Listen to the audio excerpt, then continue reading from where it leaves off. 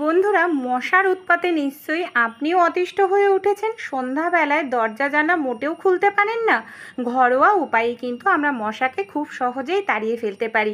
আমরা যে প্রত্যেক দিন চা ব্যবহার করি, চা পাতার সঙ্গে এমন কিছু উপকরণ মেশালে মশা আমাদের বাড়িতে 5 মিনিটও থাকতে পারবে না। 5 মিনিটের মধ্যেই বেরিয়ে যাবে। মশা তাড়ানোর জন্য যে আমরা মশা মারার তেল, কয়েল ব্যবহার করি, এটা শুধু যে আমাদের বাড়ি থেকে মশা তাড়ায় তা নয়, আমাদের শরীরে ক্যান্সার, শ্বাসকষ্ট, এমনকি অ্যালার্জির মতো রোগ ব্যাধিও বাসা বাঁধতে থাকে। তাই ঘরোয়া উপায়েই একেবারে কেমিক্যাল মুক্তভাবে আমরা মশাকে তাড়িয়ে ফেলতে পারি। চলুন তাহলে ভিডিওটি দেখে নিই। আশা করছি ভিডিওটি একটু হলেও আপনাদের উপকারে আসবে। এখানে সবার প্রথমে আমি একটি পাত্র নিয়ে নিয়েছি। পাত্রের মধ্যে প্রত্যেক দিন যে চা আমরা খাই না, সেই চা পাতায় দেখুন আমি এখানে 1 চামচ পরিমাণ নিয়ে নিলাম পাত্রের মধ্যে। এবার আমি নিয়ে নিচ্ছি নারিকেল তেল। এখানে কিন্তু আমাদের অনেকটা পরিমাণ নারিকেল তেল মতো লাগবে। এখানে আমি 1/2 কাপ পরিমাণ নারিকেল তেল নিয়ে নিলাম। চা পাতাটাকে খুব ভালো করে মিশিয়ে নারিকেল তেলটাকে আমি এখানে রেখে দিয়েছিলাম 5 মিনিটের জন্য। দেখুন নারিকেল তেলের কালারটা চেঞ্জ হয়ে গেছে। এবার আমি নিয়ে নিয়েছি তেজপাতা। তেজপাতা আমরা প্রত্যেক দিন রান্নায় ব্যবহার করি। সেই 2টো তেজপাতা আমি ছোট টুকরো করে ছিঁড়ে দিয়ে দিলাম।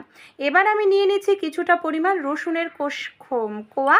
এখানে দেখুন আমি 2টো রসুনের কোয়া এইভাবে ছোট টুকরো করে খোসা সমেত দিয়ে দিচ্ছি। খুব ভালো করে এবার আমি মিশিয়ে নেব।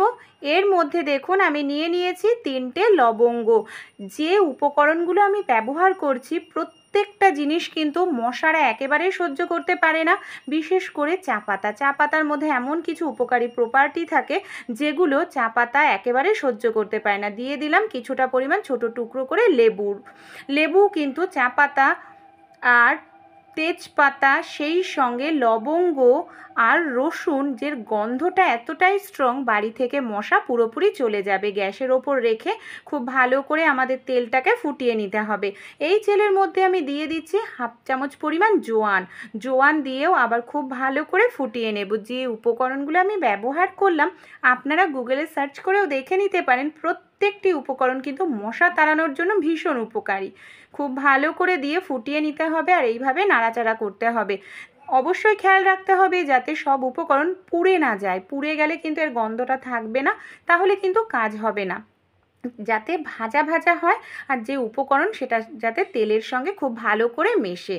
দেখুন খুব ভালো করে কিন্তু আমার জিনিসগুলো তেলের সঙ্গে ভাজা ভাজা হয়েছে, এমনকি তেলের মধ্যে উপকারিতা গুণটা চলে গেছে। গ্যাস বন্ধ করে দেব, ঠান্ডা করে নেব। তেলটাকে আমি খুব ভালো করে ফুটিয়ে ঠান্ডা করে নিয়েছি। এবার আমাদের কি করতে হবে, এই তেলটাকে না এইভাবে ব্যবহার করা যাবে না। একটি পাত্র নিয়ে নিয়েছি আর আমি এখানে নিয়ে নিচ্ছি একটি ছাঁকনির সাহায্যে এখানে দেখুন আমি তেলটাকে ছেঁকে নেব। এইভাবে ছেঁকে নিলে কিন্তু খুব সুবিধা হবে, তা না হলে কিন্তু এটাকে ব্যবহার করতে অসুবিধা হবে। এইভাবে ছেঁকে নিলাম। তেলের কালারটা দেখেই বুঝতে পারছেন পুরো চেঞ্জ হয়ে গেছে। আর আমরা যদি এইভাবে ঘরোয়া তেল তৈরি করে নিই মশা মারার, তাহলে কিন্তু বাইরের থেকে আর মশা মারার তেল কিনতে হবে না, যেটা কেমিক্যালযুক্ত, আমাদের স্বাস্থ্যের জন্য ক্ষতিকর। এর মধ্যে আমি আরও 2টো জিনিস মেশাবো।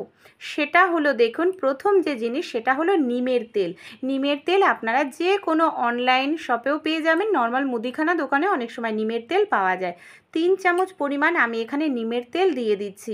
নিমের তেলের কিন্তু মশা তাড়াতে দারুণ কার্যকারী ভূমিকা পালন করে।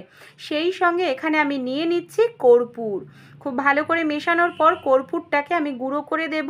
আর অবশ্যই খেয়াল রাখতে হবে কর্পূর যাতে দানা দানা ভাব না থাকে।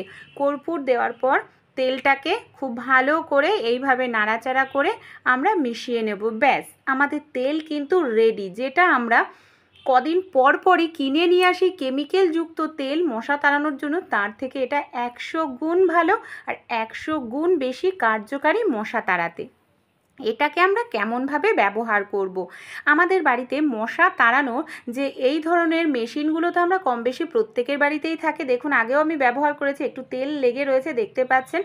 আপনারা যদি চান এই তেলটি কিন্তু বেশি পরিমাণে তৈরি করেও 3-4 মাস স্টোর করে রাখতে পারবেন, নষ্ট হবে না। এবার এই কৌটোটার রিফিলটা আমি এইভাবে খুলে নিচ্ছি। রিফিলটা খুলে নিয়ে আমাদের যে তেলটা আমি তৈরি করলাম এটার মধ্যে বেশ কিছুটা অংশ ঢুকিয়ে দেব। আমি 2টো পদ্ধতি আপনাদের সঙ্গে শেয়ার করব। দেখুন আমি এর মধ্যে 1 কৌটো মতো তেল আমি এখানে ঢুকিয়ে দিচ্ছি। আর এই তেলটা এতটাই কার্যকারী, আপনারা যখনই ধরাবেন দেখবেন 2 থেকে 3 মিনিটের মধ্যে ঘরবাড়িতে তেলের গন্ধটা ভরে গেছে। আর বাকি যে তেলটুকু রয়েছে আমি আরও একটি পদ্ধতি আপনাদের দেখাবো সেই তেলটার মাধ্যমে। এবার আমরা কি করব, রিফিলটাকে আমি এইভাবে দেখুন টাইট করে লাগিয়ে নিচ্ছি। তেলটা তো আমার রেডি হয়ে গেছে। এবার এই তেলটাকে আমি মেশিনের মধ্যে সেট করে নিচ্ছি। যেরকম নর্মাল আমাদের বাড়িতে সন্ধ্যাবেলায় যখন মশার উৎপাত খুবই বেড়ে যায়, দরজা জানলা খোলা দায় হয়ে পড়ে, তখন এরকম মেশিন আমরা যে কোনো সুইচ বোর্ডে এইভাবে সেট করে দেব। সেট করে সুইচটা অন করে দেব। 2 থেকে 3 মিনিটের মধ্যে এর গন্ধটা ঘরবাড়িতে ছড়িয়ে যাবে, এমনকি মশারা দ্রুত আমাদের ঘরবাড়ি থেকে পালিয়ে যাবে। এই ছোট্ট টিপসটি অ্যাপ্লাই করবেন, একেবারে ঘরোয়া, মা ঠাকুমাদের ঘরোয়া টোটকা। আর এর মাধ্যমে কিন্তু বাড়িতে একটিও মশা থাকবে না, সেই সঙ্গে শ্বাসকষ্ট, হাঁপানি, ক্যান্সারের মতো রোগ ব্যাধিও আমাদের শরীরে বাসা বাঁধবে না। যখন মশা কম থাকবে তখন পাওয়ারটা কমিয়ে দেবেন। মেশিন কিন্তু আপনারা যদি ভাবেন মেশিন খারাপ হবে, মেশিন কিন্তু এতে খারাপ হবে না। দ্বিতীয় পদ্ধতিটা চলুন দেখে নিই। আমি এখানে নিয়ে নিয়েছি মাটির একটি প্রদীপ। বাকি যে তেলটা ছিল না, তেলটাকে আমি এই প্রদীপের মধ্যে পুরোটা তেল এইভাবে আমি ঢেলে দিচ্ছি। এবার আমাদের লাগবে একটি সলতে। তেলের মধ্যে আমি সলতেটাকে খুব ভালো করে এইভাবে ডুবিয়ে নিলাম। এবার কি করব, এই সলতেটাকে আমি ধরিয়ে নিচ্ছি। আমাদের বাড়িতে যখন মশার উৎপাত খুবই বেশি হয়, যাদের বাড়িতে ওরকম মশা তাড়ানোর মেশিন নেই, তারা সন্ধ্যাবেলায় এরকম একটি প্রদীপ ধরিয়ে দেবেন যখন মশার উৎপাত খুবই বেশি।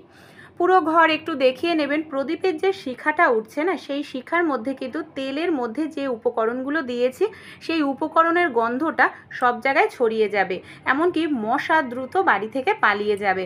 এই রেমেডিটি বা ঘরোয়া টোটকাটি যদি একটু আপনাদের উপকারে আসে, অবশ্যই একটি লাইক করবেন, বন্ধুবান্ধবদের সঙ্গে শেয়ার করবেন। আর যদি আমার চ্যানেলে নতুন বন্ধু হন, অবশ্যই চ্যানেলটাকে সাবস্ক্রাইব করে আমার পাশে থাকবেন।